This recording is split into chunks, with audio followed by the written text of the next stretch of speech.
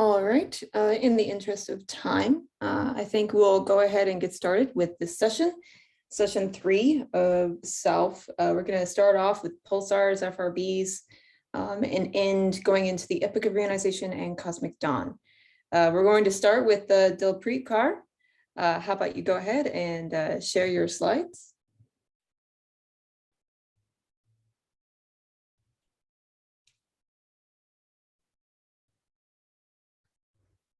Awesome, great, we can see that. Don't forget to unmute.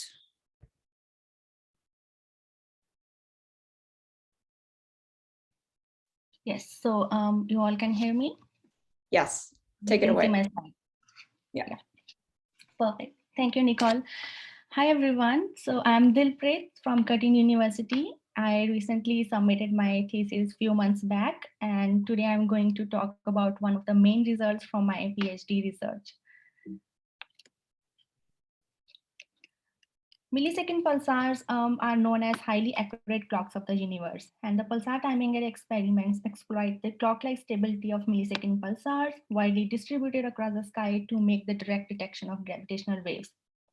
There are multiple different groups working towards this. For example, North American Nanograph Group, European Pulsar Timing Array Group, Parkes Pulsar Timing Array Group, and there are also some newly emerging groups from India, China, and South Africa as well. However, this is a long experiment, and pulsar timing arrays require very highly precise measurements of pulse arrival time and on a routinely measure for each and every target in the sample. So hence it comes up with multiple challenges as well. And one of the main challenge is correcting for the dispersion, where the higher frequency counterpart received earlier at the telescope than at the lower frequency counterpart. And it's very important to correct for this effect in order to proceed any other further analysis. So to correct for this, it requires a very precise measurements of dispersion measure, which is integral of electron density in the line of sight of the pulsar. So this here I'm showing one of the pulsar, which is the best timed pulsar from the Parkes 10 centimeter data. It's 1909. So this the correction of this dispersion requires need to be done for each and every sample in the target. So here's the same target from the nanograph data over the period of approximately 8 years. You can see that the dispersion measure varies over time. This is because the pulsar, the interstellar medium, and the observer are moving relative to each other. However, the variations in DM seen over the period of this time is very small, but it can still introduce 300 nanoseconds of delay at the timing frequencies, which is sometimes very hard to measure. However, if we look at the same pulsar at low frequencies, for example, 100 to 200 megahertz, the same delay can be translated to 30 microseconds, which is easily observable. And this is because the dispersion varies as nu to the power -2. So for the low frequency observations, here come the low frequency telescope known as the Murchison Wide-Field Array. It works from 80 to 300 megahertz, and the MWA is also a precursor to the SKA. So the observing bandwidth for the MWA is 30 megahertz. Although the MWA has recently been upgraded to phase 3, and it's known as MWA-X with completely new correlators and completely new signal processing path. But all my research and the results I'm presenting here was done with the phase 2 MWA. So therefore, it was using 380 to 300 megahertz of frequency range with a 30 megahertz of bandwidth and 10 kilohertz 100 microsecond resolutions. So going very briefly into the pulsar, MWA's pulsar signal path, because initially the MWA was not designed as a pulsar instrument. But however, with the implementation of the voltage capture system, it was possible to observe pulsars with the MWA. So after collecting the signal from 128 tiles, the data were beamformed and channelized and stored in the VCS, where it gives the data with 10 kilohertz 100 microsecond time and frequency resolutions. However, the data rate is very high, which is approximately 30 terabytes per hour. So it is hard to store all the observations on site. So the data is then transferred to the POSI supercomputing center, where it can be further beamformed with 100 microsecond time resolution, or it can also be processed with higher time resolution of 0.8 microsecond. The 100 microsecond is also good to detect the pulsars, but however, the higher time resolution is very useful to study the millisecond pulsars, where it's very important to coherently disperse the data, and it is very important to study the interstellar medium effects and the profile features, which sometimes are visible at low frequencies. So as of I said that although the frequency range for the MAA is from 80 megahertz to 300 megahertz, but the bandwidth is limited. It's only 30 megahertz. However, one can achieve the larger frequency coverage from 80 to 300 megahertz by splitting this 330 megahertz into smaller frequency bands and spreading it across all from 80 megahertz to 300 megahertz, which is known as the picket fence mode of observation. This is very useful to study the interstellar medium effects, and it also gives us a handle on, because we are getting a really large frequency lever which spreads from 80 megahertz to 300 megahertz. So here is the first result for the millisecond pulsar 2241. Because of the larger frequency coverage which we can achieve with the picket fence mode of observation and the low frequencies of the telescope, we were able to achieve very high precision in DM for this target, which is few parts in million, and it's one of the which is an order of magnitude better than the currently achievable DM precision so far. So the results were published in my first paper in Kaur et al. 2019. So dispersion is not only the one effect which PDAs need to tackle. There are other interstellar medium effects like scintillation and scattering. The interference between the scattered wavefront and gives rise to the intensity modulations in frequency and time, or the scattered signal based on the path they travel. There is a delay distribution which makes the profile scattered or broaden. This is again a strong frequency dependent effect. Here the tau d, which is the pulse broadening, it varies as nu to the power minus 4. And the same can be manifested as a width in frequency in scintillation pattern. But these two are closely related. The angular distribution of the scattered wavefront, which is also called the scattering angle, theta s, it also varies as frequency to the power minus 2. So these two effects are really important to consider before doing any of the interstellar medium studies with the pulsars. The nice interplay between the DM and the scattering is known as is another effect, which is frequency dependent of dispersion measure. That is because the low frequencies are seeing much larger volume of the ISM, because the scattering angle is larger at low frequencies, and the radiations are going through a slightly different path. And for example, if the pulsar is observed at two different frequencies, nu high and low, and the higher frequencies are 10 times higher than the low frequencies, then the low frequency will, the rays at low frequency will sample the volume of the ISM, which is 100 times more than the volume sampled at the higher frequencies.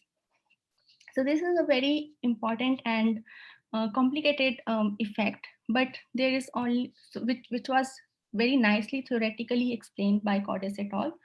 But till now, there is very limited observational evidence for this effect. The one was from Ramachandran et al. And another one was recently by Donner et al. And it was on the long period pulsar. However, in order to study this effect, it is very important to choose a suitable target and to observe that target over the wider frequency range.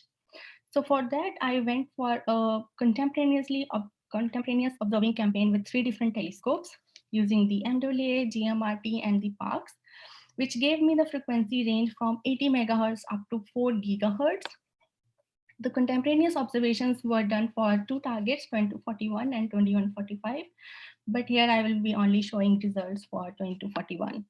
So the contemporaneous observations in my scenario was within the window of 24 hours in order to take care of the temporal variations because of the spatial velocities of the pulsar. So the entire observing campaign was very complicated and it required extra eye on the coordination. So without going into any of the details of the complexity of coordinating all the 3 different telescopes which are in the completely different places on the Earth. So let's go into the results.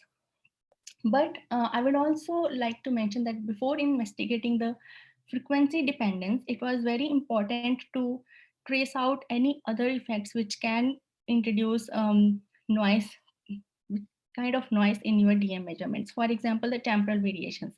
But we have planned our observations very carefully, and these are contemporaneous observations within the 24-hour window.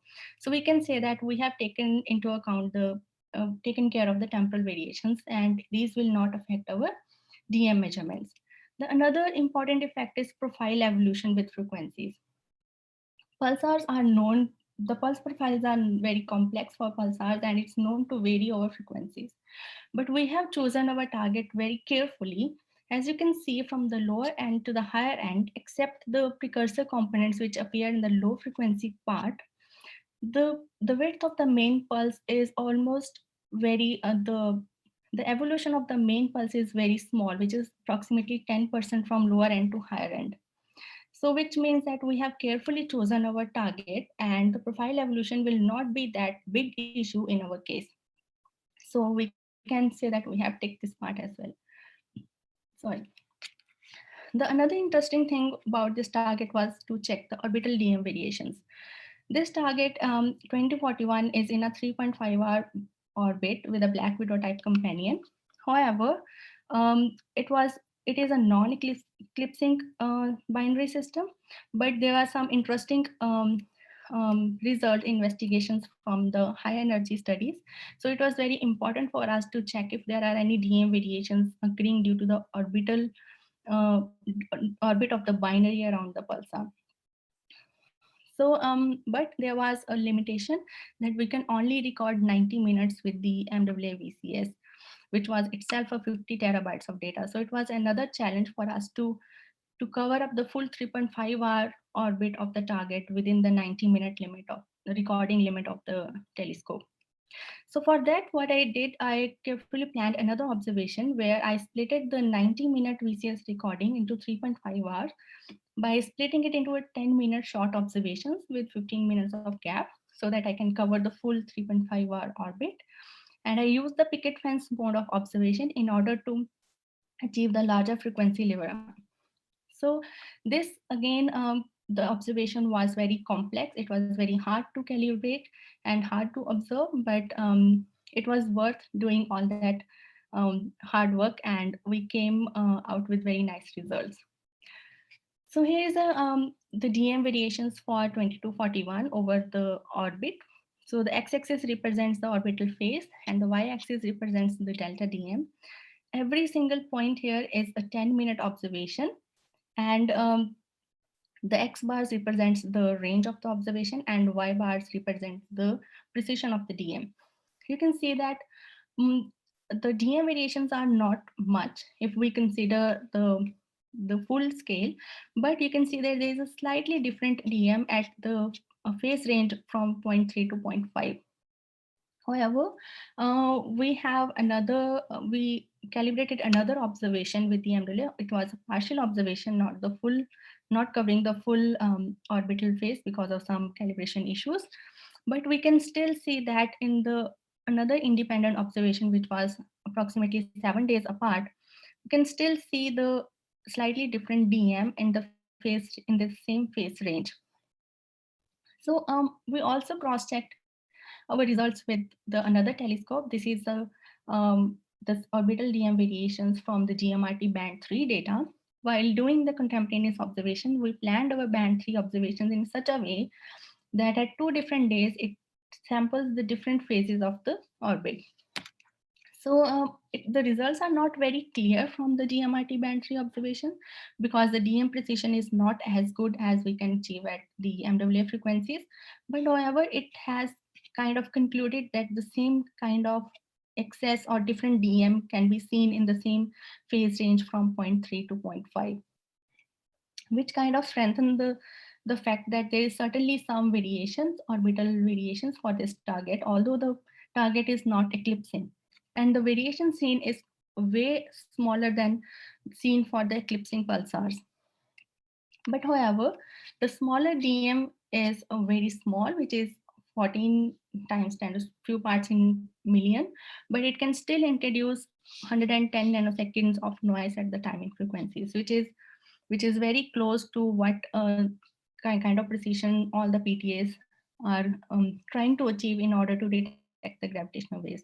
So 2241 is a very important target for the current and upcoming PTAs. So it's very something which needs to be watch out for this pulsar. But for our analysis now, we can say that we have also taken the orbital variations because we have seen it, we have measured it, and these variations are very small. So we can then straightforwardly go and check the frequency dependence of DM. So here's a result from, yeah, thank you, Nichole. From one of the observing epoch where the x-axis is the frequency and y-axis is the DM measured.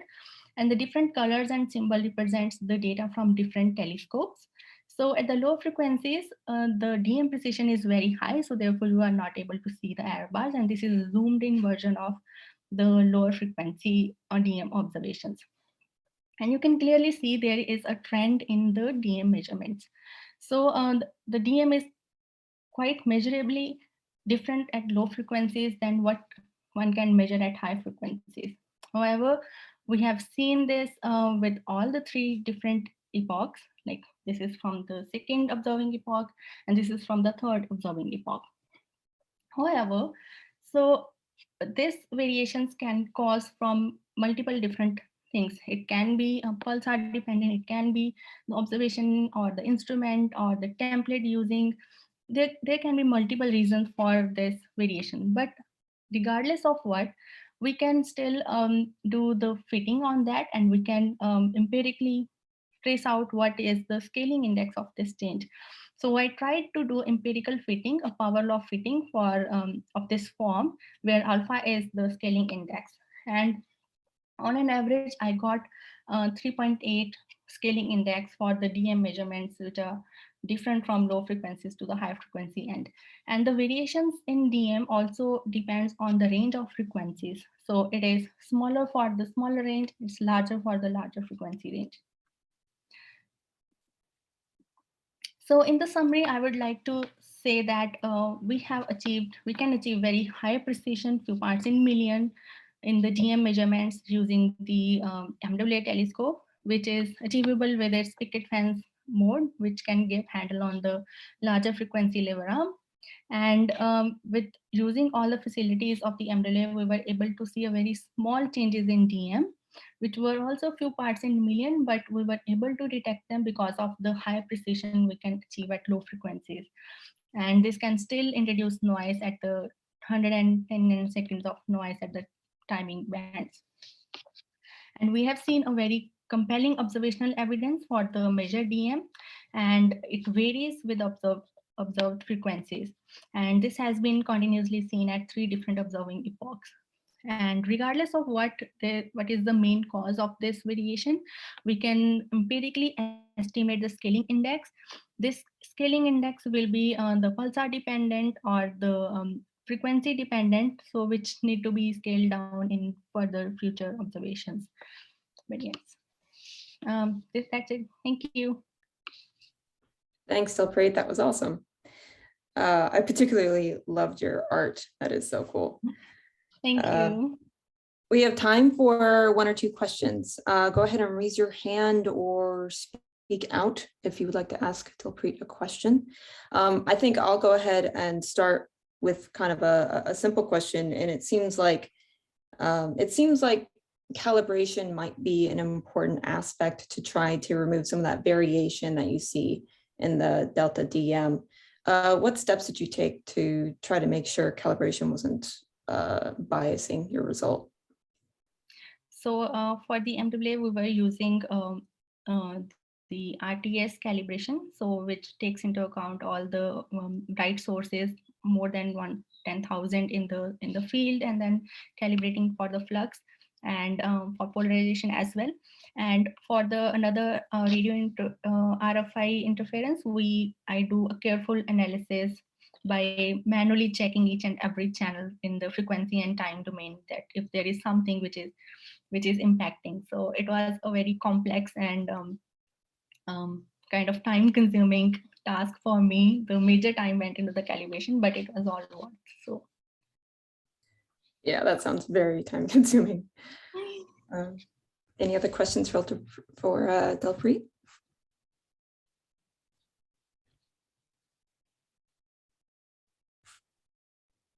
All right, awesome. If you have any questions, please throw them into the Slack. You can search for SALF VIII, and you should see the appropriate channels come up. Thank you, Dilpreet. We will move on to Krishnakumar Moochickal, who is going to be talking about more pulsars as well. Go ahead and share your slides, Krishnakumar.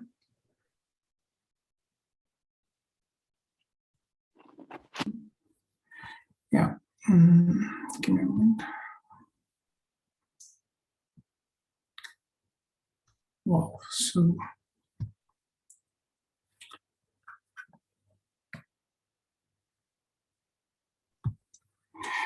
okay, so is that visible now? Yeah, we can see it and we can hear you. Go ahead.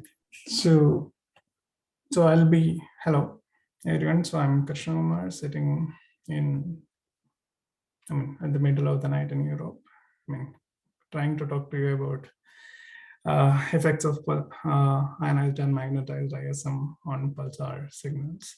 So thanks to actually Dilpreet on covering most of the introductory material, which I was about to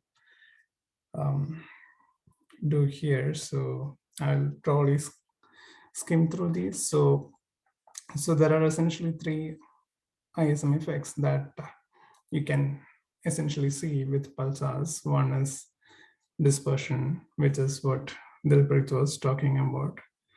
And then another effect, which is scattering, an effect of which you will see as scintillation and pulse broadening, which is also a very highly frequency and distance or DM dependent phenomena. And yeah, so you will see scintillation like this, and you take a secondary spectra of this, essentially a two-dimensional Fourier transform of this, and you get what we call as the scintillation arcs, and from which you can actually get an idea of the scattering screens which are in play for the scintillation. And then you have scattering, where the usually narrow pulse gets broadened as a function of frequency. And yeah, this also adds an additional extra delay on your expected your dispersion measure if you are not able to take care of it properly, if your methods are not able to take care of it properly. And then another measurable effect is Faraday rotation, which kind of rotates the polarization position angle of the pulsar as a function of as a strong function of again observing frequencies. And this measurement of the Faraday rotation through rotation measure and dispersion measure can give you the parallel magnetic field in the line of sight weighted by the electron densities. And these are interesting parameters for studying the effects, studying the interstellar medium, ionized interstellar medium, ionized and magnetized interstellar medium in this case. So for doing all of that, you need an interesting telescope. So for most of the studies which I'm going to share here is done with LOFAR. So LOFAR has a core sitting in Dinkel in Netherlands, and also several international stations across Europe. So there are 6 international stations sitting in all across Germany. And so there is a timing campaign going on, a pulsar monitoring campaign going on which covers almost all the pulsars which it can observe in the frequency range of around 120 to 190 megahertz regularly and every weekly, for instance. So we cover around 120 pulsars every week using all these 6 stations, and we now currently have almost a 9-year timeline baseline on this, which essentially starts to become, essentially start to show some interesting science cases, and you already seen some interesting science results from these. One of them, which Dilpreet mentioned about the frequency dependence of the DM, and then there are many studies of solar wind effects on pulsar DMs and also rotation measurements. So I'm kind of continuing that part and see how it looks like for a large collection of pulsars. And so this low frequencies are, like Dilpreet said, are very useful for pulsar timing arrays because it gives you a very high DM precision. And like in the plot I'm showing here, there's a plot from a student, PhD student in our group, Julian Donner, who's finishing now in a couple of months. And so he was looking at the dispersion measure of all the 120 pulsars we were following, and there's a histogram of the DM accuracies or the precisions which you can measure with. And you can see, so the red line shows the average median precision which nanograv can measure. And you remember nanograv is pulsar timing array collaboration of the North American telescopes. And so they use a very selected, precisely timed the pulsars for this project, for their project, where we kind of observe everything that we can in this frequency range. So that kind of reduces our precision because we have, but otherwise, if you take similar pulsars, we have some similar precision as compared to others. And like if you look at all the pulsars, we currently have the best precisions possible thanks to the frequency level we have due to this low frequency ranges. And so this is something which is already published by Alien, and where he looked at all the 36 millisecond pulsars which were timed, which were monitored by our timing campaign or pulsar monitoring campaign here. And so this was a study conducted over 5-year data sets from the beginning. And so as you can see, there are different structures, an annual structure seen in the DM time series, which is essentially coming from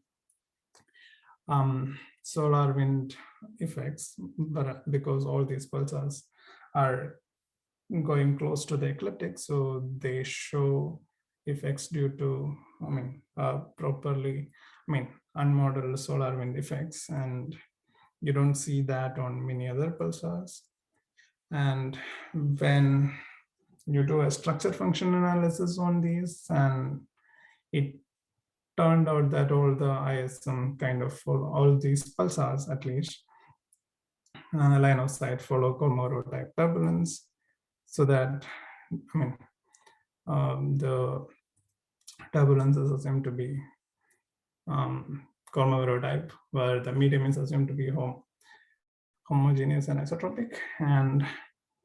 But the problem with all these low frequencies is that we don't have very precise timing and time of arrival uncertainties, or the uncertainties of the TOAs are not at par with the ones at higher frequencies. So we can't directly combine these TOAs with the higher frequencies.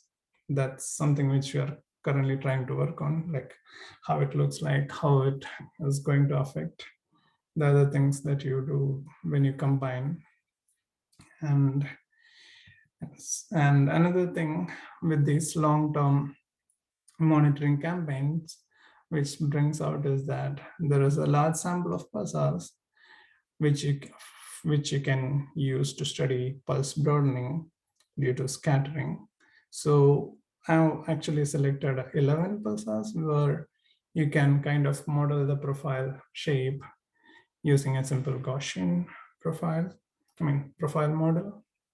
And then also you have many high frequency observations at different frequencies so that you can obtain the pulse width and also how the intrinsic width evolves. So you can kind of use that to scale, assuming that the radius to frequency mapping remains stable and same at these frequencies as well.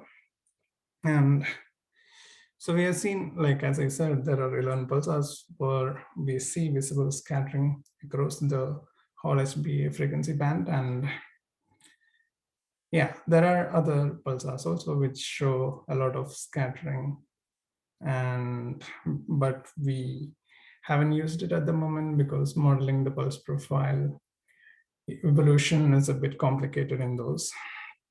And finally, the scattering adds an extra delay and to the extra delay in the pulse arrival time. So essentially it kind of shifts the pulse phase slightly, which depends on the amount of scattering. It can delay, it can vary, and this essentially corrupts the DM that you measure from these.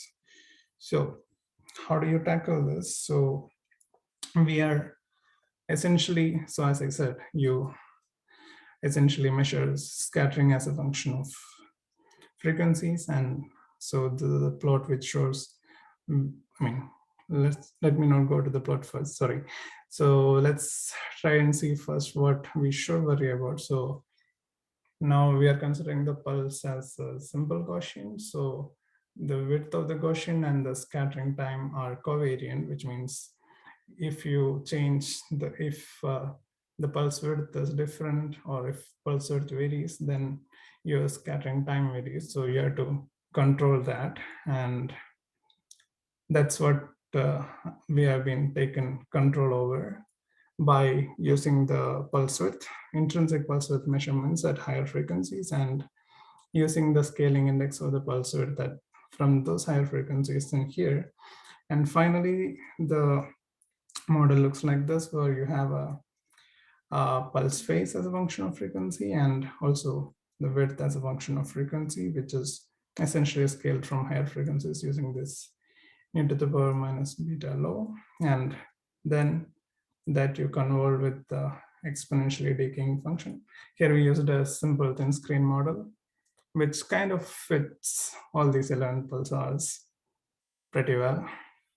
And so this will essentially give you the pulse phase as well as the scattering time.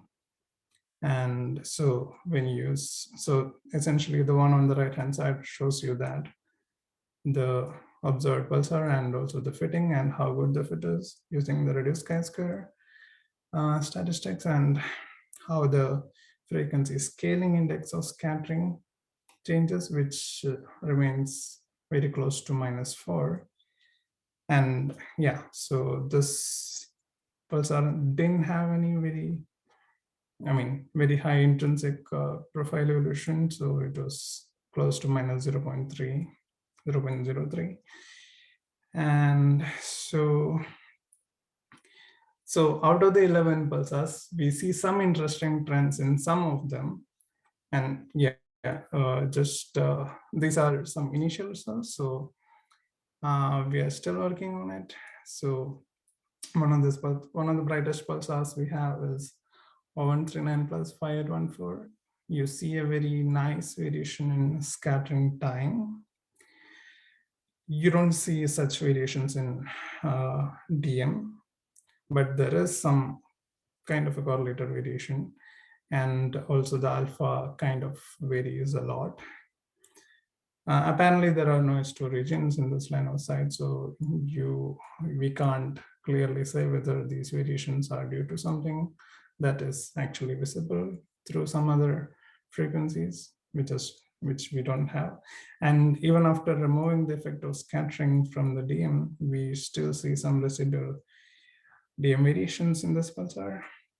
Another interesting pulsar is 2111+46, where you see highly correlated DM and scattering variations, scattering time variations, and alpha is kind of consistent, although there is a large scatter.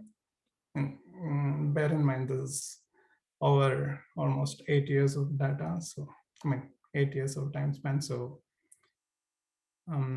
yeah, so there's something which is done for the first time. So we are also not sure why alpha should vary so much. But in the line of sight to this pulsar, and as you can see, all of these variations are caused by on the DM is caused by scattering, because there is kind of only a linear trend, long-term linear trend after removing the trend of scattering. And so this was where the black dot kind of shows you the pulsar. There is an H2. There is an H2 region in the line of sight, which is almost halfway between the pulsar and the observer, sharply 109, and probably the density irregularities in this H2 region is causing this. But yeah, for all these pulsars, we need very high frequency observations where we can actually see scintillation arcs, so that we can kind of place a scattering screen in the line of sight, so that we can model these scattering variations. Now, so 2 minutes, Krishna Kumar. Thanks. 2 or 3? 2. Okay, sorry, thanks. So there are also scattering and scintillation associated variations where low frequencies are coming interesting, where you see here we used Nenufar and LOFAR together. LOFAR essentially the German LOFAR telescopes, where you see scintillation and scattering, broadening scaling index come very close to each other for one pulsar, 20 to 19, and completely different for the other. Why this is the case is something we are still investigating. So one of those pulsars show us a nice scintillation arc. So probably there is a screen involved, and yeah. So this is essentially done to measure the value of C1, which turns out to be close to 0.5 for the pulsar, which has a Kolmogorov type turbulence in the line of sight, and for the other it is very high. Now, okay, so finally, so we have been measuring. So for all these pulsars, we can also measure RMs, because these pulsars are polarized, and so we have been using. So we did measure for 87 pulsars RMs, RM time series, and there are 5 new pulsars in the sample. This is done using the RM synthesis and the Bayesian generalized Lomsky periodogram method proposed by Natasha Puraiko et al. And so essentially this kind of currently all the RM which we can measure is dominated by the ionospheric variations, which are shown in blue, and the red are the actual measured RMs. So once you correct those, you kind of see a linear trend. But so the corrections are done by using dual band GPS measurements of the vertical total electron content, and also by using some of the non-geomagnetic maps using the RM extract pipeline. And so as you can see in both the cases, once you remove the ionospheric RM, there is a kind of a linear trend which kind of tells you that there is something which is unmodeled. I mean, but they are getting correlated in all the pulsars, and this is something interesting. And this is something which is being modeled at the moment. And as you can see, once you extrapolate this to LOFAR core, you have very high precision. You can have very high precision RMs from these 87 samples. So if many pulsar, much more pulsars can be observed. This sample, the sample with which we can measure, which are better than the ionospheric RM corrections at the moment, RM precision at the moment will be much higher, and this will be very useful for doing many related studies for ISM as well as the heliosphere. And yeah, I'll just leave it the summary since I'm running out of time. Thank you, Krishna Kumar. We have time for one quick question. Does anyone have a question? Please raise your hand or speak out.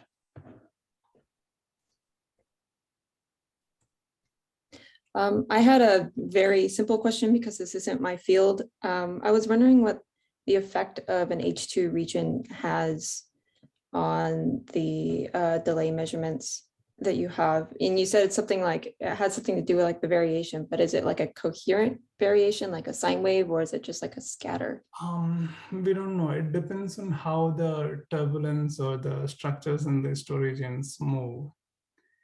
So what happens here is the regions itself will act as a screen. So the assumption is that DM is essentially coming from the average electron density along the whole line of sight, and in these special cases, the scattering is essentially coming from these concentrated regions where there is larger densities and larger turbulence. So, well, yeah, it depends on how it varies. So maybe there will be some annual variations and maybe if there is a star ionizing the H2 region, which has a different wind speed, winds and all that, it will be completely different. So we don't know currently, sorry. But these are No, that's great. Thanks. I was just curious. Unfortunately, Hari, we don't have time for any more questions. Could you please put your question into the Slack, and Krishna Kumar will get to that afterwards. So in the interest of time, we're going to move on. Our next speaker is Jaikhomba Singha. Are you on, Jaikhomba? Yes, let me just share my screen. Awesome.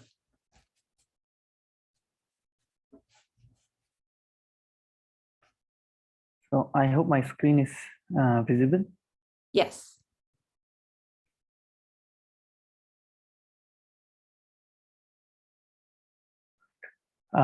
Yes, I'm Jaikhomba Singha, and I'm a PhD scholar at the Indian Institute of Technology, Roorkee, and I'm presenting this on behalf of the Indian Pulsar Timing Array collaboration. So I'm presenting this work, which is evidence of profile changes in Pulsar 1713+0747 using the upgraded giant meter wave radio telescope. Of course, I will very briefly just skim through the introduction part. We all know what pulsars are. These are strongly rotating, strong magnetized rotating neutron stars, and this is the lighthouse model of pulsar. Whenever there is a beam of radiation which hits our line of sight, we see the pulse profile, and it does have a very complicated interior structure. So if I just zoom into it, so there is this, there are several layers of particles which we see inside the neutron star, and protons, electrons, neutrons, and even hyperons and several other particles are present inside the neutron star. And a small plot here shows the pulse profile, which is the so the pulses that we receive, they are they have very small signal power. So what we do is we average over several hundreds of them, and what we obtain is known as the integrated pulse profile.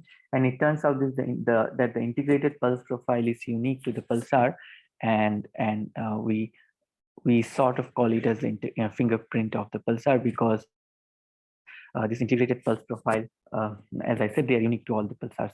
So these are the various a sample of some of the integrated pulse profile that can be seen in the pulsar, and we see they have several complicated structures.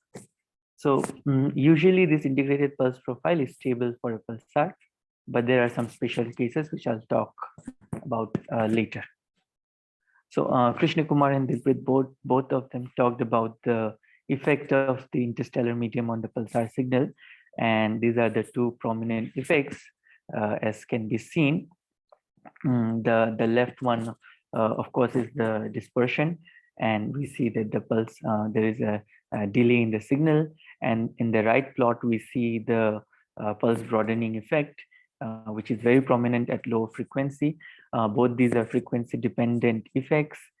Dispersion, of course, varies as nu to the power -2, and scatter broadening can be nu to the power -4 if we assume Kolmogorov like turbulence. So these are the ISM effects on the pulsar signal. So now let me go to pulsar timing. So the basic principle of pulsar timing is the measurement of a time of arrival of pulses and their identification with the rotation number of the neutron star. So the aim is to obtain coherent timing solution where the term coherent refers to a complete description of the rotational phase. So the time of arrival that we obtain in the telescope, and that is the telescope time, of course, has to be converted to the solar system barycenter. And there are a lot of correction terms involved here associated to the interstellar medium, to the binary system, if it is in the binary, of course, to the solar system, etc. And we do a cross correlation with a high signal to noise ratio template. And the experiment is repeated several times, and the measured TOAs are compared to a predicted timing solution based on a timing model. So this is the method of pulsar timing, and sorry. So the crux of pulsar timing is to, as I already said, is to account for every rotation of the pulsar, and deviations in measurement with respect to the timing model is depicted in the timing residuals. So this is the summary of the pulsar timing method. After the dispersion and folding, once we receive the signal, there is a cross correlation with the template, and then finally we obtain the time of arrival. And these are the various timing residuals that we could see based on the deviation in the timing model parameters. So if the timing model if the timing model is perfect, then the timing residuals may be like a white noise. But say if there is an error in the spin down rate, then there can be this kind of signature, and different errors can result in different signatures in the timing residuals. So this is all about pulsar timing. Let me now go to a special pulsar, which is the actual work in this that I'm presenting. So this is a millisecond pulsar, 1713+0747. It is a 4.6 millisecond pulsar with a low mass white dwarf companion, and it has the second most lowest measured timing noise behavior, and in the PTA pulsar ensemble. However, this pulsar has shown two timing events in the past, where a jump in the timing residuals was observed, and it was followed by an exponential recovery. Both these events were interpreted as chromatic events. That is, it had some connection with the interstellar medium in the line of sight, but and there was no evidence of any change in the integrated pulse profile in the first event, but there was some hint of such changes in the second event, but it was not very clearly known. But recently we reported some evidence of profile change in this pulsar with the uGMRT data. So let us just look into what was the profile change. So yeah, so in uGMRT, this pulsar is observed in two bands, band 3 and band 5, simultaneously. And band 3 is the lower band, 300 to 500 megahertz frequency, and band 5 is 1260 to 1460 frequency. So this pulsar we observe simultaneously in GMRT, and the color plot here shows the variation in profile with observing epoch, and we see that there is a sudden change in the profile after a particular epoch, which is indicated by the yellow arrow. and in both the bands, and the center and the plots in the center show how the profile has changed. 1A and 1B are the profiles before the event, and 2 and 2B are the profiles after the event. Clearly, there is some change in a profile that was seen. So we did a further analysis to confirm this. So these are the profile analysis that was done. What we did is we obtained a high signal to noise ratio template profile by averaging all the profiles before the event. Then the profiles at individual epochs before and after the event were scaled and shifted to align with this template so that we can do a frequency domain cross correlation. And by doing this, we subtracted from the template the profile, and the differences are plotted in the second plot, second row, and the fourth row. So the plots in the left are with the profiles before the event, and the plots in the right are with the profiles after the event. So clearly the profiles after the event has changed, and we see a strong variability in band 5 more than in band 3. So this was the profile part analysis of this. Then we of course did the timing analysis, because the impact of this profile change on the timing residuals could result in some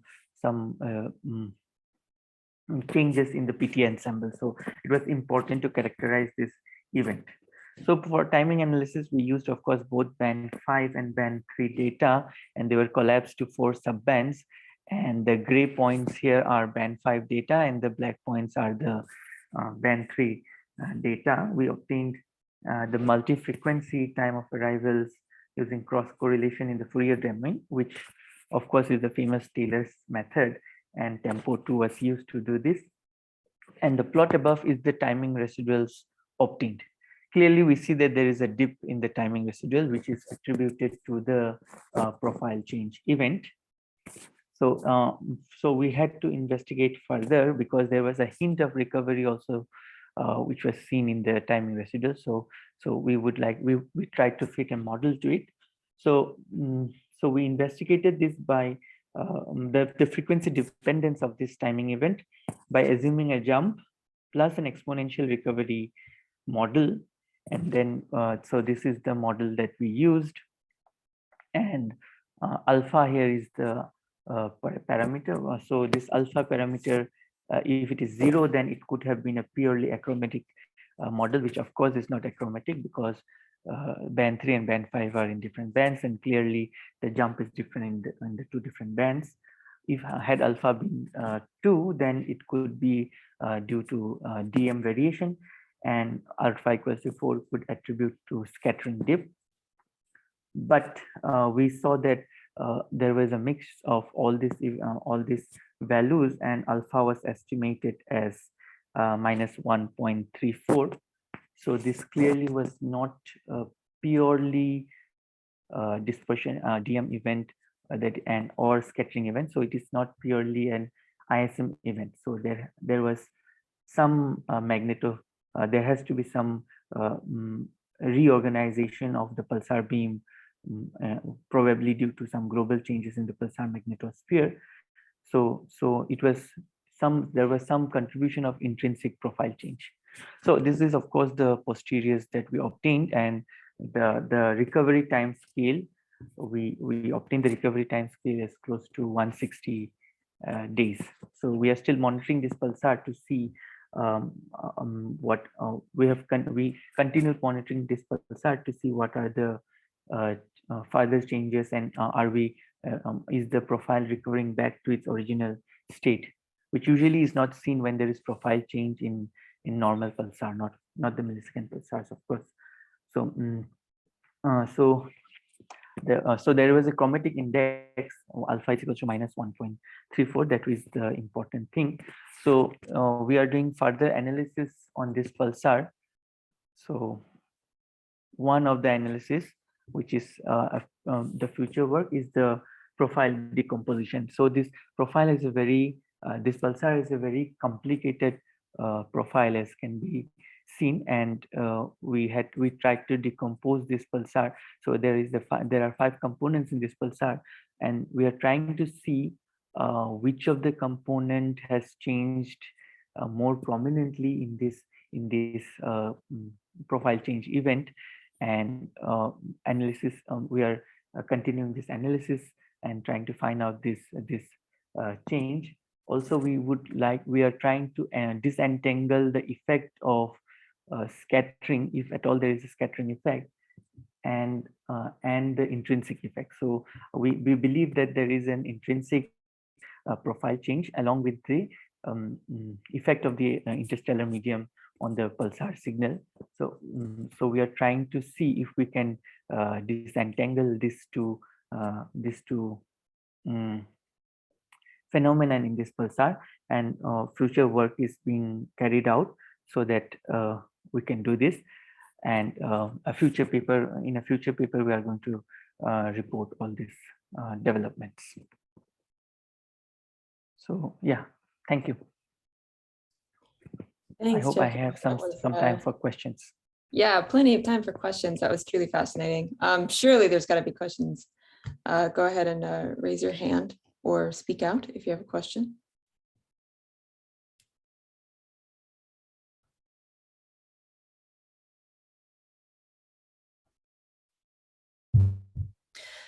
I'll start. And maybe I misread this, but it seems as though the higher frequency band that you measured, that had higher profile residuals. Is that right? That the effect of the event. Yes. The effect is more prominent in band 5. Yeah. So is that evidence that it's not something to do with the ISM? Because if it was the ISM, wouldn't it have gone the other direction? Well, it is not pure. So yeah, so there is a contribution of the intrinsic. So there is an intrinsic profile change, of course, but yes, it is not purely ISM. There could be some ISM effect, which is more prominent in band 3. That is the reason why maybe the band 3 profile change is not as prominent as band 5. But yeah, our timing analysis show that this is not purely an ISM event. There has to be some contribution from the magnetosphere itself. That's really cool. I saw in your in preparation work at the end that you had a variety of different profiles sketched out. Are those all the different effects that you are looking into to make up the profile? So actually, these have been taken from.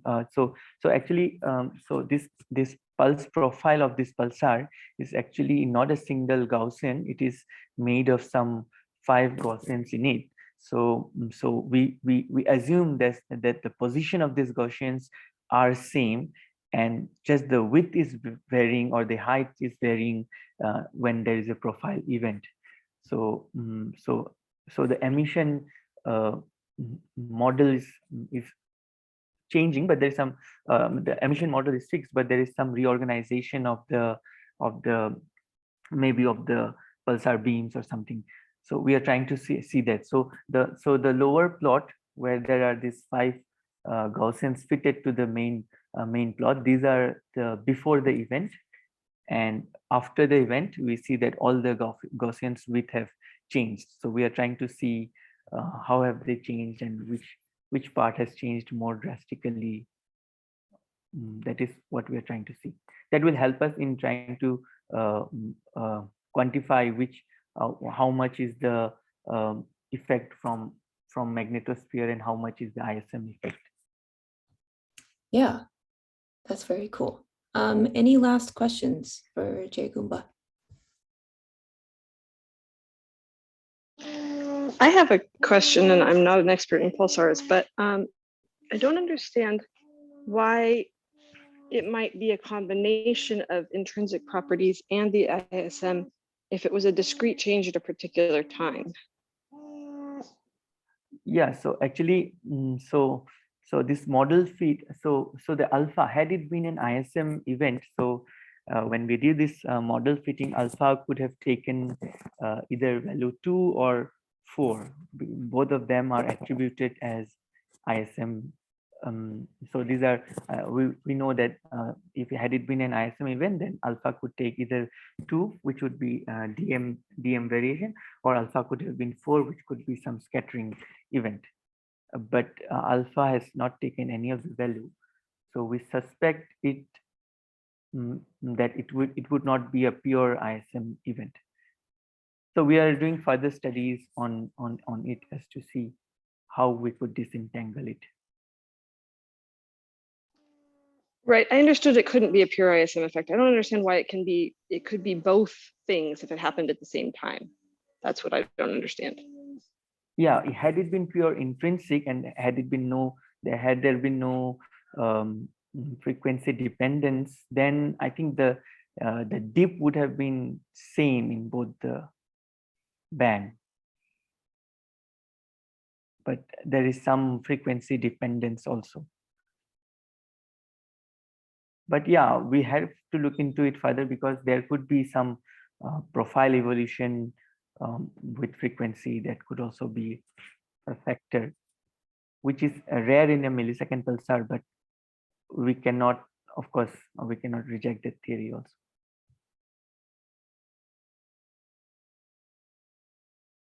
I hope I have tried to answer the question. Thank you. All right. Thank you, Jaikhomba. Fascinating work. We are going to move on to our next talk. That is going to be Ruby Byrne. Ruby, how about you go ahead and share your slides?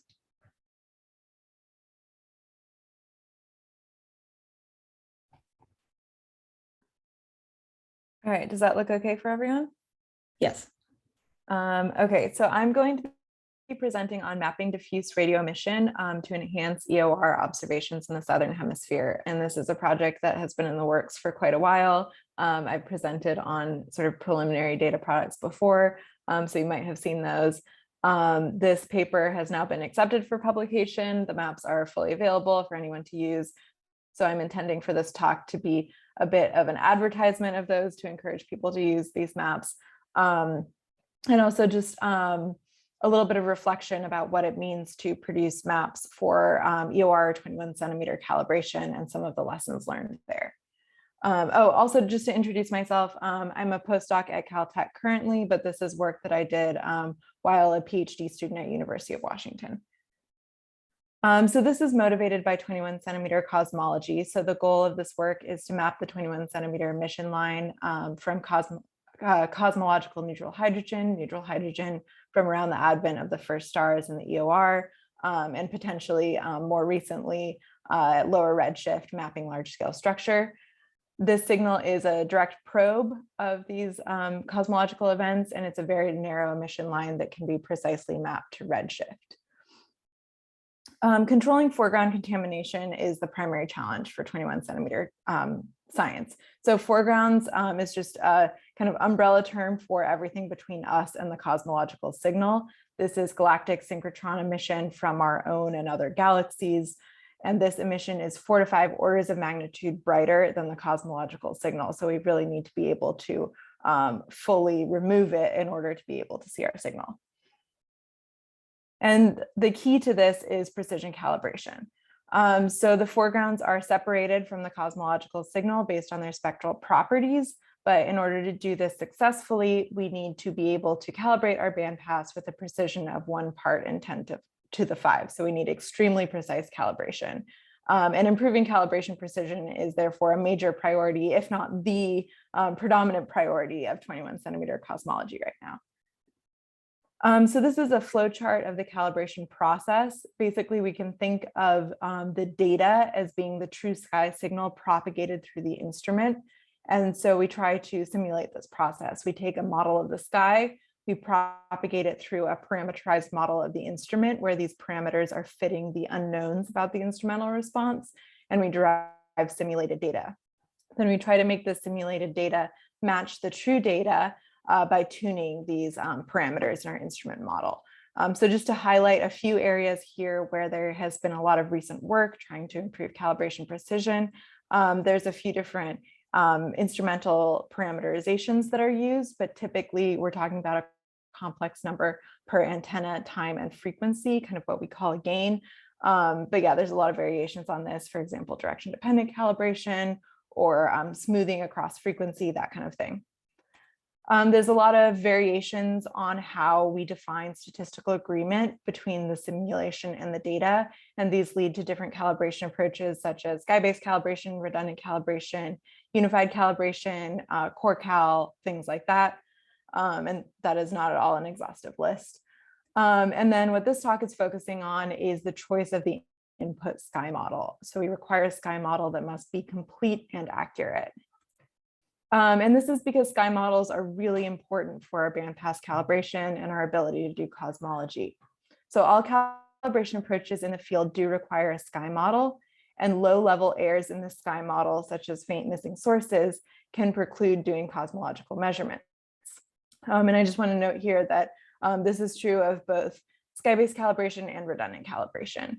On the right here, this is a paper from 2019, or sorry, a plot from a 2019 paper we came out with. I'm not going to go through the details here, but essentially what this is showing is that for a variety of different arrays and calibration approaches shown in the colored lines here, we see errors from low-level sky model errors that are on a level of the predicted EOR signal shown in black.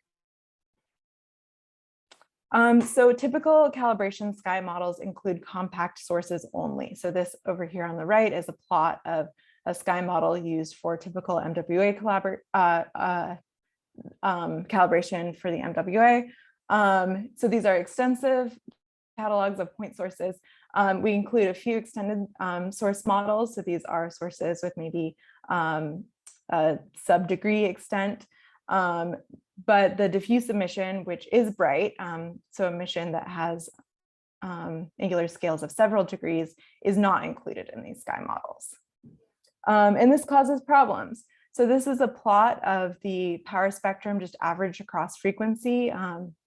So the spatial power spectrum of an observation shown in the dashed black line here. So this is real data.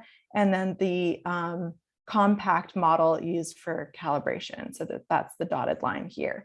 And we see that the large scales on the sky shown on the left-hand side of this plot are not adequately captured by this compact source model. So there's a discrepancy between the data and the model at these large scales on the sky, simply representing the fact that we haven't included diffuse in the calibration model. And so how we deal with this is we simply don't calibrate on the short baselines that measure large scales on the sky. So we impose a cut generally at like 50 wavelengths, and we calibrate only on baselines longer than 50 wavelengths. But this also introduces some problems. It limits our calibration signal to noise because we're not using all of the data in calibration. It doesn't work well for compact arrays that are highly dominated by short baselines, and it produces worse spectral calibration errors. And that's sort of a subtle point, but basically long baselines are more sensitive to sky model error in the bandpass. So the solution is to map diffuse emission. So that is what we have done. So this is our paper that recently came out, producing a map of diffuse emission in the Southern Hemisphere to enhance our EOR calibration. So just a little bit about this map. It was produced with data from the MWA phase 1 and captures scales of 1 to 9 degrees, so quite large things on the sky. It's a continuum image centered at 182 megahertz. It consists of mosaic observations. Each observation is 2 minutes, and there's 172 of them total. It covers a very large swath of the southern sky, about 11,000 square degrees. It's fully polarized. We processed it with the FHD imaging pipeline, and compact sources have been deconvolved. So this map is really highlighting the diffuse emission only, and it has to be combined with a compact source catalog to do full visibility simulation for calibration. So this is just a plot of the coverage of the map. So these white lines here are just showing the galactic coordinate system. You can see that it is covering the South Galactic Pole.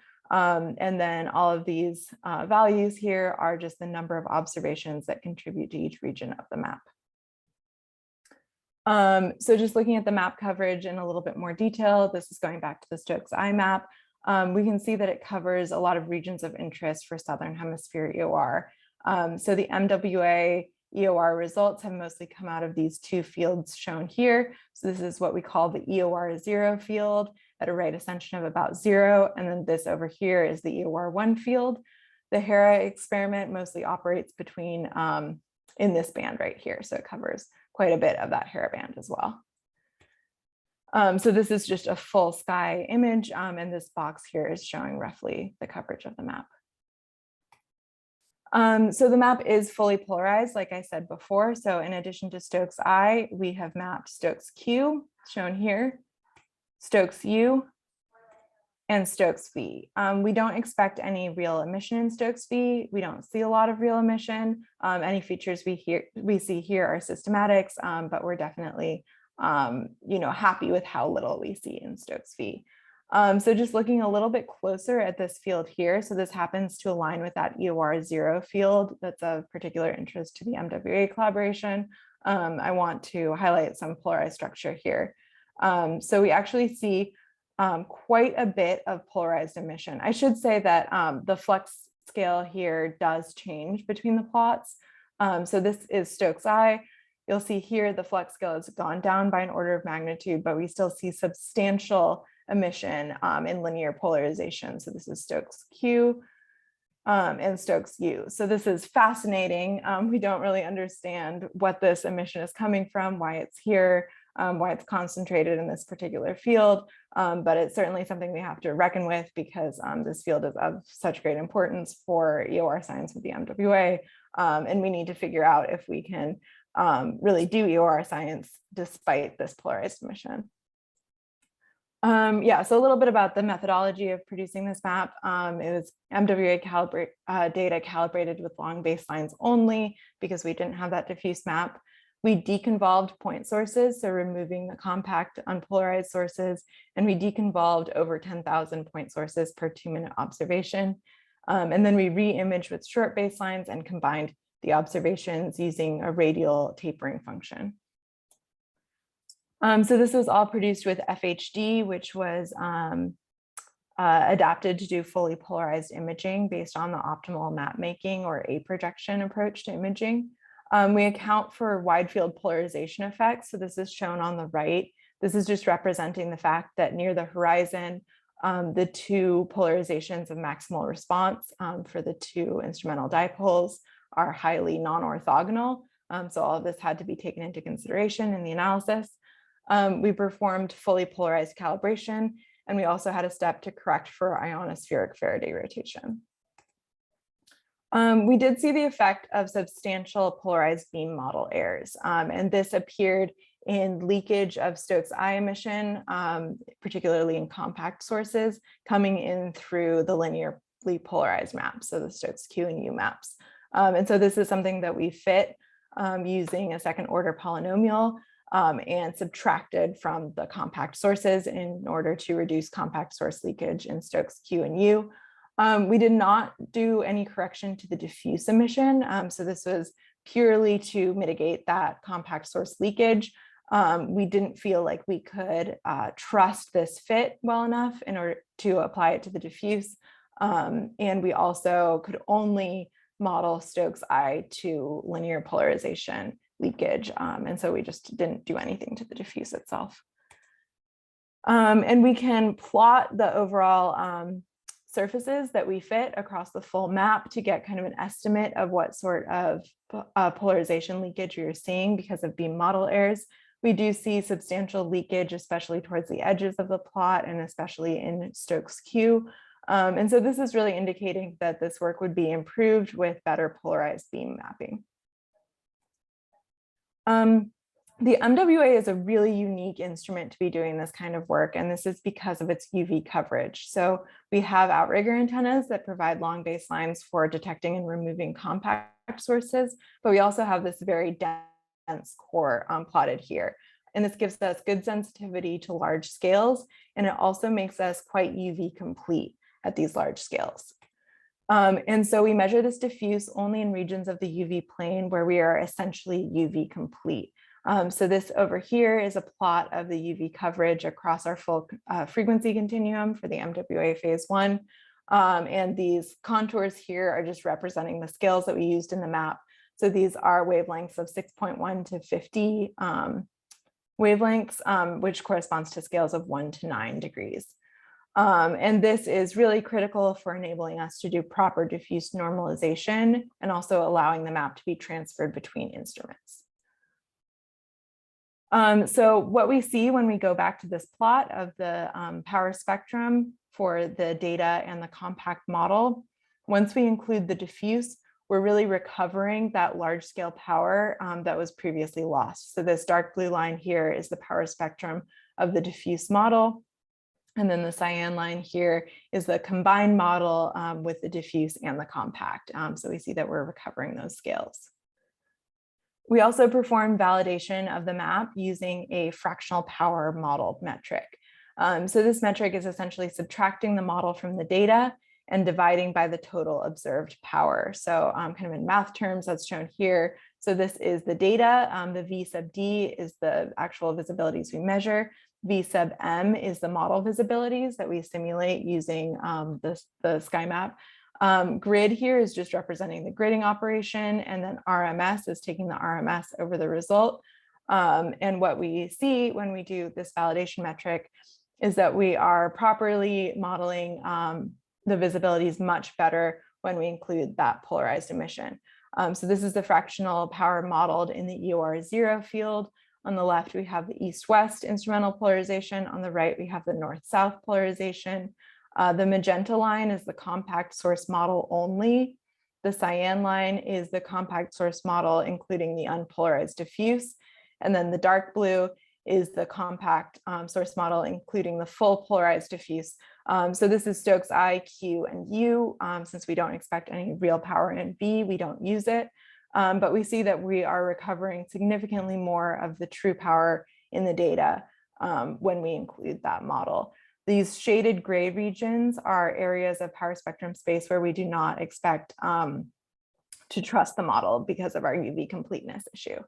We see that the east-west polarization performs better than the north-south polarization. And this is a little bit interesting, and we think this just has to do with the limits of the map. So the EOR0 field is somewhat close to the edge of the map in the east-west direction that's sensitive to the north-south instrumental polarization. It also doesn't include the galactic plane. It's kind of like cut off to the east. And so we think that that is accounting for this difference. About 1 minute, Ruby. Okay, I'll speed up a little bit. So I won't spend a lot of time on this, but we did try using this diffuse map for calibration in a really simple calibration implementation with a night of MWA data. So looking at difference power spectrum shown here, we find that it does appear to improve performance. So if you're familiar looking at difference power spectrum, you'll notice that the window here is pretty blue. If you're not familiar looking at difference power spectra, don't worry about this. So I just want to put some FAQs up. So will this map allow for simulation with my instrument? It's fully transferable to other instruments at 182 megahertz. And there's some indication that it works well for Hera. Why does the map contain negative values? We only measure scales of 1 to 9 degrees. This means that it does not include the overall scale of emission on the sky. So you do get negative values. This is not a problem if you're only simulating the scales shown here. What can this map tell us about high RM polarized emission? Not a lot. It's a continuum image. This allows us to get our UV completeness, but unfortunately it means that it's not measuring that high RM emission. Does it include compact sources? No, it has to be combined with a compact source catalog.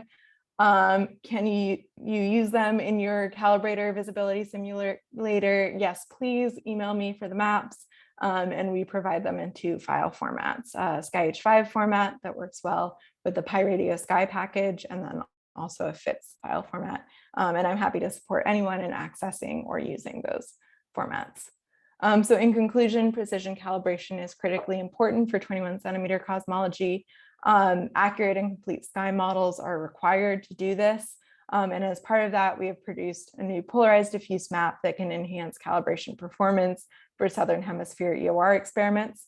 The map is fully validated, and we've shown that it improves visibility modeling for the MWA as well as calibration performance, and it's now publicly available. And I'll end with some acknowledgements. Thank you. Thanks, Ruby.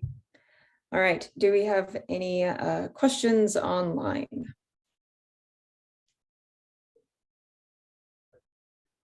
Go ahead, Josh.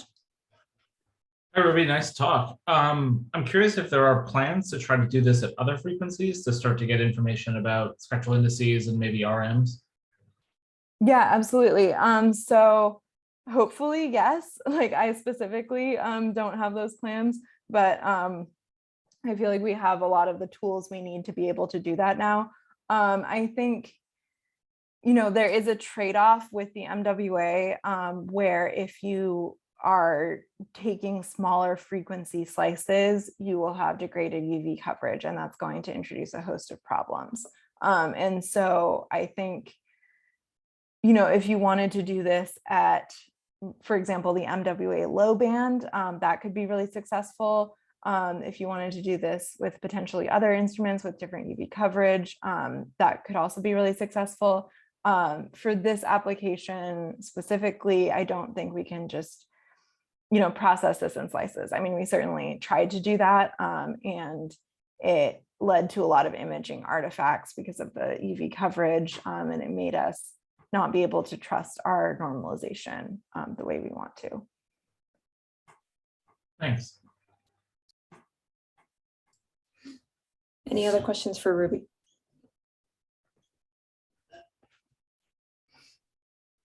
All right, in the interest of time, we will move on. If you have questions for Ruby, please put them on the EOR Cosmic Dawn page on Slack. I will be putting one up there so you'll know where to go for that. So our next speaker is Suchetha Cooray. Go ahead and share your slides, Suchetha. All right, okay, thanks. Hope you can hear me and see the slides. All right, so this work is basically about Faraday tomography and how we can do Faraday tomography much better in a way. And so these works are available in these archives, so please have a look if you have time. And just to introduce myself, I'm Suchetha Cooray from Nagoya University, Japan. And these collaborators are essentially part of the SK working group from Japan. Right. So I think most of you already know this, but just to gloss over the introduction. So RM synthesis or rotation measures can be a tool for exploring magnetism in the ISM, and of course, pulsars and so on. And so what happens is when you have polarized emission, okay, cannot see my cursor, but anyway, it's fine. When you have polarized emission and when you have a parallel magnetic field, you see this rotation, which we call Faraday rotation. And this can be seen in the equation below with RM, which is an integration of all these contributions, magnetic contributions along the line of sight between the observer and the source itself. And on the bottom right, you see these RM measure maps for the galactic plane. So that enables us to understand the magnetic fields in the Milky Way as well. And what is often done with this RM measure analysis is that we measure the polarization at two different wavelengths, at two wavelengths. But we can extend this RM analysis because what we obtain with the rotation measures, it's a line of sight integrated quantity. And now we can extend this RM analysis with the concept of Faraday depth. And you can see a image on the right where you have these synchrotron emitting bodies and Faraday rotating clouds and a mixture of them. And now with this, by observing at different wavelengths, you are able to obtain kind of a tomographic distribution of these structures. And so I really wish I can show you this cursor, but somehow it's not working. So please don't mind. Anyway, so we have this Faraday depth phi, and depending on the configurations of these emitting clouds, emitting bodies and rotating clouds, the FDF or the Faraday dispersion function will vary. And so by observing the Faraday dispersion function, we can have a clue of the tomographic distribution of these structures. And to obtain this Faraday dispersion function, we use the linear polarization Stokes Q and U. And what we do is something like a Fourier transform. So the kernel is a bit different, but it's essentially a Fourier transform. So please keep that in mind. And yeah, so with the Faraday dispersion function, what we can obtain is at each Faraday depth, we can obtain a rotation measure, essentially. Right. So yes, so that is essentially Faraday tomography, actually. So Faraday tomography is a decomposition technique, where we can decompose not the line of sight integrated RM measure into specific components. And how we can do that is by observing at multiple wavelengths. And the more you observe at different wavelengths, you can start dissecting the structures. So with SKA, for example, you can, with spectropolarimetry, you can do Faraday tomography. And yeah, so this Faraday tomography, it sounds like an ideal technique, but it has its own problems. And I do not want to go into so much of mathematics, but to give you an idea how it's actually done, on top left, you see how the relationship between the linear polarization spectrum and the Faraday dispersion function. And as I mentioned previously, it is essentially the Fourier transform. And so from the polarization spectrum to go to Faraday dispersion function, you do an inverse Fourier transform, and then you can go back, essentially. So however, yeah, so notice that the integral, when you go from the polarization spectrum to the Faraday dispersion function, we should integrate with respect to lambda squared, which is the wavelength squared. Now, the problem is, does it make sense to have minus wavelength squared? I will not go into details, but based on instruments, you do not observe minus wavelength squared. And also, even on the positive side, you are limited in the frequency coverage. So if you can see the top right plot surrounded by blue, the original spectrum, this is a model, of course. So you have the negative side, but imagine that you are limited by instruments, then you can observe only a part of this linear polarization spectrum. And now, when you want to inverse Fourier transform this, what we can do is zero pad where we do not have. And what we observe is, you can have a look at the bottom right plot, where you have the black line, which is the model, and blue, which would be the result of a lack of complete linear polarization spectrum. So it is, in a way, the original model is convolved with the PSF. Right. So yeah, and that is shown in the bottom right as well in the equation, where we have a wavelength coverage window in the integration. And this is very similar to interferometric imaging, where you have visibilities not sampling the full visibility plane, and therefore we have fringes or spreading that occurs in the image plane. And same case as that, this requires solving an inverse problem. And so our work is essentially working on solving this inverse problem.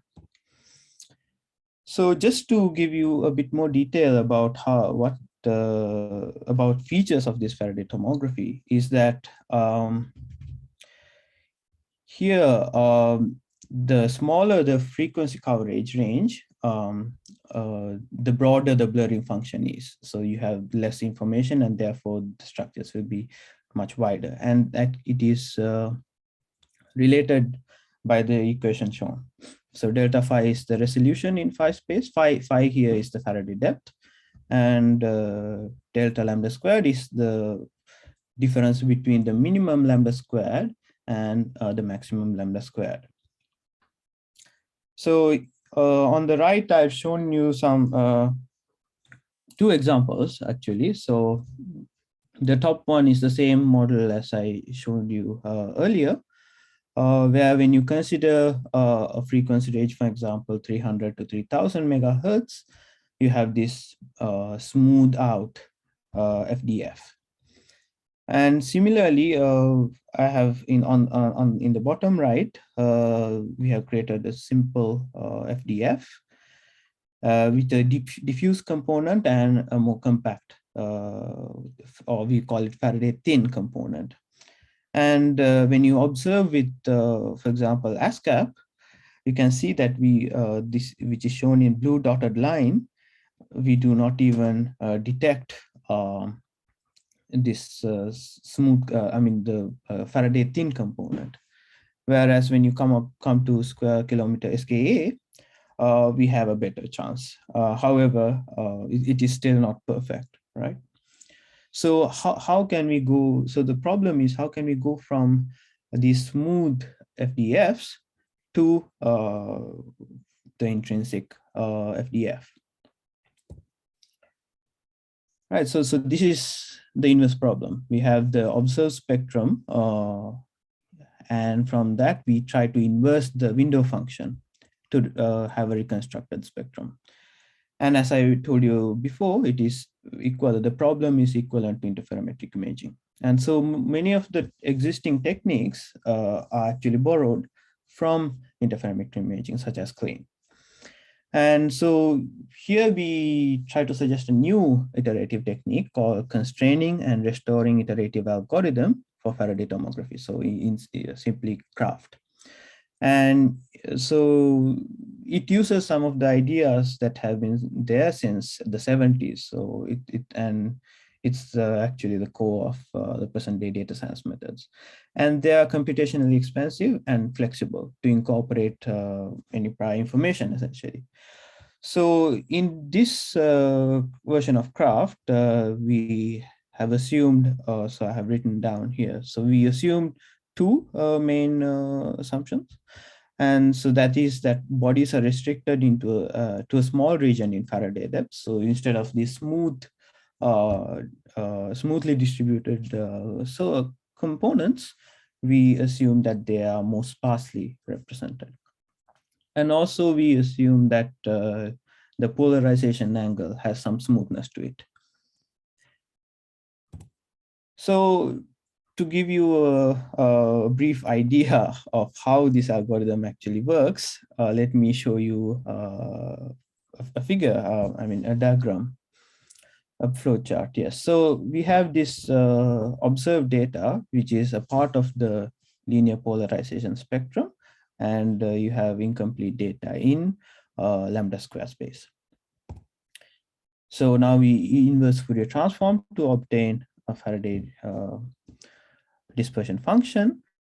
But now what we do is we apply constraints like the ones I talked about earlier on to this Faraday dispersion function. and this prior information can be physically motivated. And now we transform back. And what happens is that we start to see some of the structures, some reconstructed in the parts that we do not even see.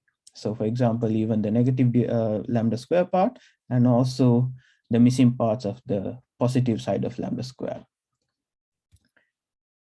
Now what we do is, since we have the observed data, we restore this part, this region, the observed region in the polarization spectrum. And this is this process is iterated. So essentially we have the constraining part, which is applying constraints or prior information on the FDF, and then restoring with the original observation. And once you do this over and over again, we will have reconstructed data. So just to show you the results already, this is on the same model that we tested, and we have shown the results for RM clean, so the clean method that we usually use. And this is L1 plus TSV regulation, which is also called sparse modeling, or the same method that was used for black hole imaging. And you can see, and at the end on the right bottom, we have Craft method, and you can see it's very well reconstructed. Just to give you how difficult idea of how difficult this problem actually is that usually in interferometric imaging, we can assume that the image is real, but purely real, but the FDF is complex, so we do not have that information as well. So it becomes way more difficult.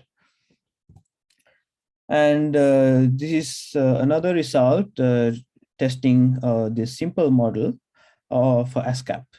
And as you can see, with RM clean, you cannot even, it's quite bad, right? So the diffuse component is selected as one component, but when you have a clear, kind of a smooth Gaussian convolved image, we are losing most of the information. Compared to that, we have L1 and TSV regulation much better, and probably Craft is much better as well, even better. And this is for future SK1 mid, so 350 megahertz to 1760 megahertz. And you can see Craft can very well reconstruct this FDF from what you can see on top right in the green dotted line. So even the Faraday Thermography component is very well reconstructed. So yes, so that was Craft, but what I'm actually more interested in is more excited is to share our latest work, which was uploaded last week on arXiv. You can have a look at, oh, because it's up here. Okay, so you can have a look at this arXiv, and essentially we introduce ideas of wavelets and sparsity of the wavelet of the wavelet representation to improve this reconstruction. And so I have summarized some of the ideas that we use to improve this reconstruction. So polarization angle regularization, or sparsity in FDF, and also the amplitude. And we will have this code available soon, so look forward to that. And please go have a look at this as well. And just to show you these results, here I have shown for 3 cases of frequency coverage. And as you can see, the longer the frequency coverage is, we are seeing smaller structures. And I've reconstructed with 3 different methods, so RM synthesis, Craft, and Craft plus WS, so wavelet sparsity. And you can see Craft plus WS is much better than even Craft. And of course, way better than RM synthesis.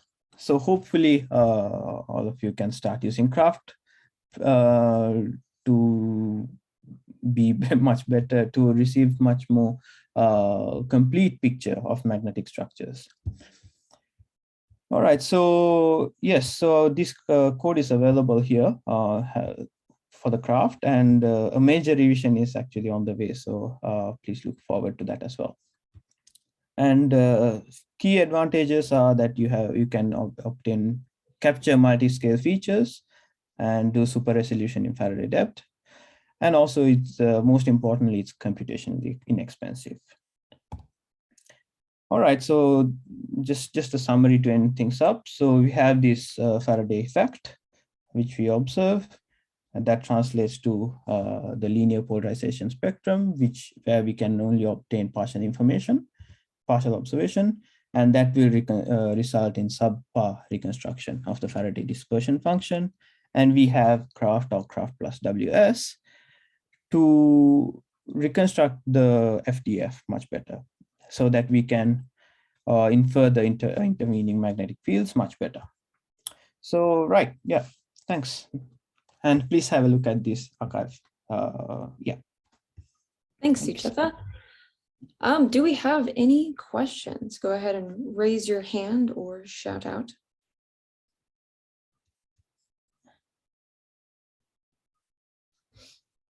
I may have missed it, but that wavelet sparsity, is that something, is that just like filling in information into the Fourier transform that was missing? Is that why it's reconstructing things better? So yeah, thanks for the question. So Craft on its own can fill in or extrapolate these regions as I showed you with this image, right?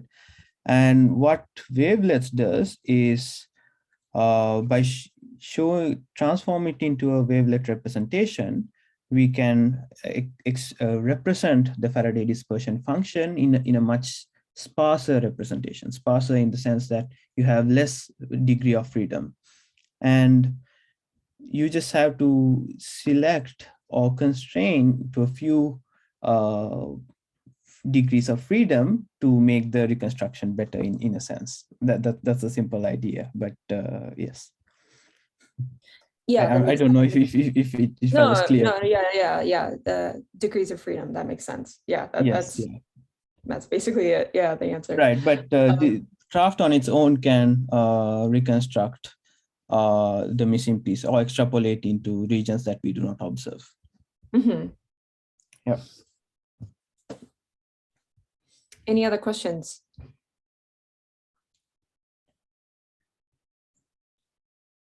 So your topic is a little bit outside of the realm of the Slack channels that are up. So I'm going to say, if you have any questions for Suchetha, please put them on the FRBs Pulsars channel. Great. So look for that later as well.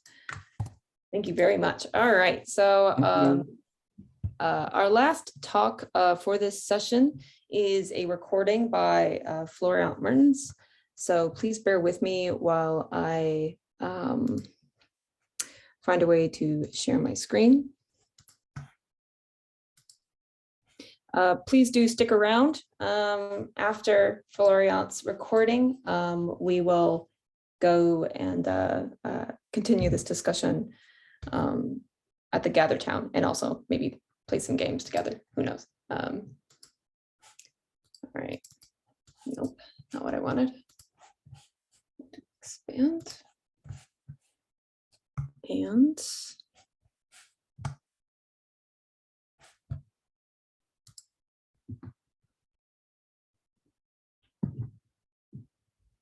hello everyone, I am Florian Mertens from the LERM. Can I ask Joe or Jason if that worked out? Yeah, that was working fine. Great. Paris Observatory. And I will present you the Nenufar cosmic dawn project, which aim at detecting the 21 centimeter line from the cosmic dawn using the Nenufar radio telescope. And I will present this result on behalf of the Nénuphar Cosmic Dawn team, which is made of members from several institutes in France and in the Netherlands. So the Cosmic Dawn is the epoch when the first stars and the cone appeared, and its observation will provide key information on the origin and characteristic of these first stars and on the evolution of our universe. And the most promising method to observe this epoch in detail is the redshift 21 centimeter line of neutron hydrogen. And there is basically two ways to do this observation. The global experiment, which look for the sky, look for the sky average 21 centimeter signal, like ages as to LEDA. And then you have the Anthropomorphic Experiment, which try to observe the fluctuation of the signal at different redshift. And for that, you need radio interferometers like LOFA, MW, ERA, and in the future SKM.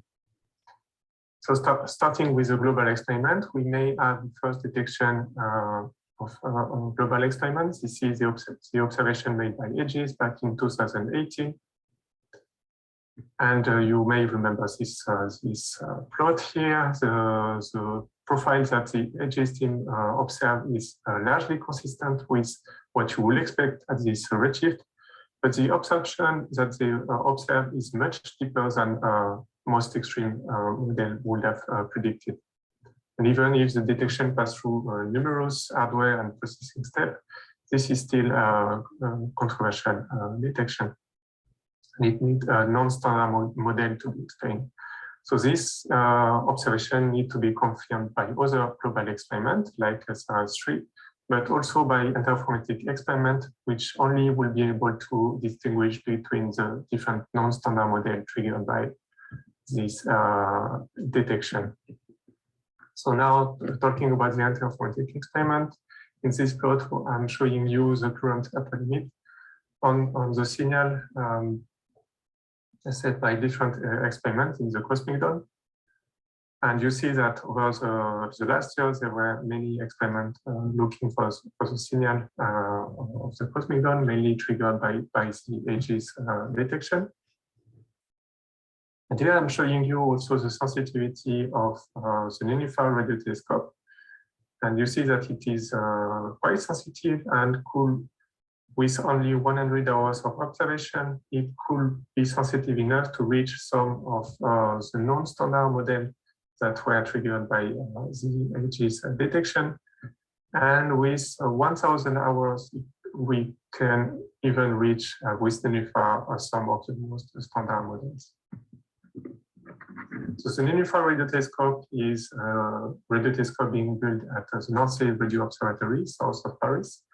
The frequency range is between 10 to 87 megahertz. It is made of 78 core stations, which are made of 19 analog phased antenna, with the antenna which are based on the AWA design with new front-end electronics. It has currently three remote stations, which provide the maximum design of 1,500 meters, which is still quite a limited angular resolution. But the effective collective area is huge, thanks to its very dense core. There is also funded 20 additional core stations, which will be installed soon, and also funded 3 more distant stations, which will improve the angular resolution. This new telescope has many science cases, going from pulsars, exoplanets, FRBs, transients, planetary lightning, looking for the radio burst of Jupiter, Sun, and of course the Cosmic Dawn. So the Nénuphar Cosmic Dawn project, our goal is to detect or set strong upper limit on the power spectra of the 21 centimeter signal. For that, we need at least 1,000 hours of observation. And we are targeting for that the North Celestial Pole field, which is also what the main target of the LOFA in our project. And in this project, we are building on the massive experience we have gained through the LOFA, UR, and ACE project. So the observation started in mid-2019, but at first we didn't have a full correlator. So in the first phase, we observed mainly to check the systematic of the system, to check the RFI environment, build an initial sky model, and analyzed also galactic polarized emission. The second phase, so the actual observation on the NCP to build 1,000 hours started mid-2020. And there you see the timeline when the remote stations were added to the array one by one. So in the first phase of this project, we mainly use our observation to check for systematics, but we also investigated the galactic diffuse emission in the North Celestial field. And you see here image at the 4 different frequency range of the NCP field observed by NENIFAR. And you see very clearly here the large scale of the galactic diffuse emission that you can see also when looking at the angular power spectra. We also use this observation to look for polarized emission. And we use for that the RM synthesis technique. And we may have hint for polarized emission, but we need to investigate this a bit further. We have many more results on this first phase, which will be published in a paper soon. For the second phase, which consists of accumulating many hours of observation on the NCP field, we spent a fair amount of time in building the processing pipeline. All the pre-processing is done at NORCE data center. And then we transfer the compressed average data to our DOM cluster in Groningen, where we process further this data. So the calibration pipeline is mainly derived from the LOFA EOR pipeline. And it is fully public and available. One of the characteristics of the NENIFAR radio telescope is that it has quite a strong grating lobes, which when A-teams are going through these grating lobes can impact quite a lot observations. So straight before the action and calibration, we need to subtract the A-team using the direction-dependent calibration here and subtraction. Then we go to direction-independent. We can go to direction-independent calibration, imaging, and make spot spectra of it. Here I am showing you as well some of the building blocks we are working on right now, which are related to foreground removal. And for foreground removal, we are basically following the LOFA EOR strategy.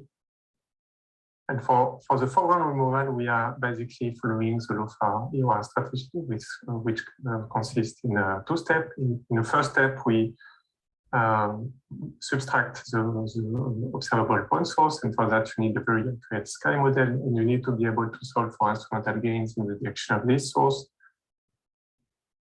And in the second step, you need to remove the residual foreground, and for that we are using statistical separation technique like GPR. To build a very accurate sky model, you need to have high angular resolution, which we didn't have at first when we had only the core station of the NENIFAR array, and this is the kind of image we could make with only the core station. But now that we have a 3D remote station, you see that we can start to have a slightly better angular resolution, which reduces the confusion noise, and that way we can detect more sources. And the impact of this remote mini array on the calibration is quite clear. because longer baseline give you higher angular resolution, which give rise to a lower confusion noise, so more detectable source, so a deeper sky model. And all that give more constraint in calibration, both because of the deeper sky model and because of the extra long baseline. And that way you can calibrate in more direction. And this is not the end. We have more remote station which will be added to the array soon. And beginning of 2022, we will have a new remote station which will give maximum baseline of 3,000 meters. So reducing the resolution to 4 arc minutes at 18 megahertz and reducing quite significantly the confusion noise as well. So we will be able to make more deeper and more accurate sky model with this new remote station. So now talking about removing the residual foreground. If you look at the main component of the residual data, it is mainly composed of residual astrophysical source, which are very smooth, spectrally smooth. You have also mode mixing, which are less frequency smooth, and then you have the 21 centimeter signal, which is collated on scale of megahertz. So to separate the 21 centimeter signal from the foreground, we built in the LOFA EOR team method using the Gaussian process regression, in which we can build a covariance model made of different components, one for the foreground, one for the 21 centimeter signal, and one for the noise, or even more components. And you can build the statistical characteristic of this different component into this covariance model here. And then you can feed for the foreground and subtract it from the data and make a power spectra of the 21 centimeter signal. So this is a method that we developed back in 2018. But the limitation of this method is that here we use only analytically defined covariance function, which may not be realistic enough. So to improve this method, we developed MLGPR with the aim to build more realistic or physically motivated covariance function. And the idea here is to build a covariance function to generate a covariance function using an autoencoder, which is trained using a 21 centimeter signal for the 21 centimeter autoencoder, and on the other side for the foreground simulation. And the covariance in this case will be parameterized in the latent space of the autoencoder. And so this is a method we are currently developing. And we already made some simulation of it, comparing different neural network and comparing it to the standard GPR method as well. So in this simulation, we use 21 centimeter fast simulation. We train our autoencoder with 21 centimeter with this simulation, and we take reference signal to recover, which is not part of the training set, of course. So in the top plot here, I show you a simulation without foreground complement. And you see that with the ML GPR method, so the green and blue lines, we're able to recover with very great accuracy the 21 centimeter, the input 21 centimeter signal in gray. And with the standard GPR, we could recover it, but with much less accuracy. Now, when we add a foreground component to the data and we try to recover the 21 centimeter signal, you see that the MLGPR method, so the blue and the orange line here. You recover very well the 21 centimeter signal. Well, for the standard GPR, the accuracy is a bit less as well. And another test that we did is what happens when you have an excess component additionally to the usual foregrounds, and you can add a model of this excess component that you can add to your covariance model. This is a test that we did here. We added an excess component for which you see the power spectra here in magenta. And you see that with the MLGPR methods, the orange and the blue lines, we still can recover quite well the 21 centimeter signal, while for the standard GPR, it's a bit more complicated. So in summary, the 21 centimeter signal from the cosmic dawn and ionization promise a new and unique probe of the first billion years of the universe, but it's a very challenging experiment. The Nenifar Cosmic Dawn project aims at detecting the redshifted 21 centimeter signal from the cosmic dawn in the redshift range between 15 and 31. We made initial observation aimed at characterizing the instrument, the RFI environment, and the compact and diffuse photon emission intensity in the first phase observation. And in the second phase, which started in September 2020, with increased bandwidth and spectral resolution and maximum baseline, we're starting integrating observation of the NCP.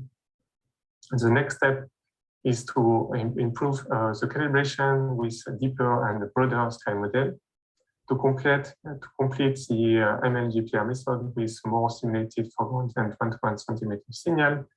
And we are also looking forward to even more synergy between the Nenifar and LOFAR, with LOFAR 2.0, and notably the proposed project RS that the LOFAR EOR team is proposing. Thank you.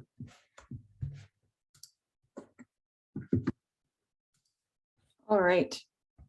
If you have any questions for Florian, please put them on the EOR Cosmic Dawn Slack channel. With this, we will end this session. I will say I'm going to go on to Gather Town, and I'm going to go up to the plenary room to continue this discussion. And if there's any speakers present, we can ask them more questions.